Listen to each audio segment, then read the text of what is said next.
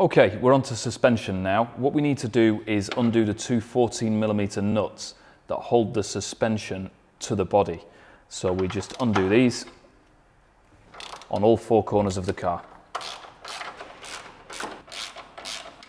We don't want to take off the middle nut here, because if we take off the two side nuts, that disconnects the suspension from the body and the suspension remains compressed. If we undo this center nut, that releases the tension in the spring, it will pop up and the body will sort of bounce around. That's good if you want to take the springs off, but for us, we'll just leave them compressed, so we'll avoid this center nut completely.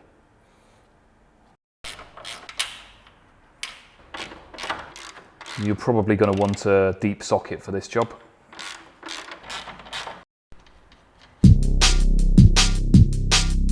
So to get into the right hand strut here is very easy inside the boot. That's there. To get into the left hand strut, we need to remove this shield around the fuel filler pipes inside the boot. There's three 10mm nuts that hold that on. We just need to undo all three of those.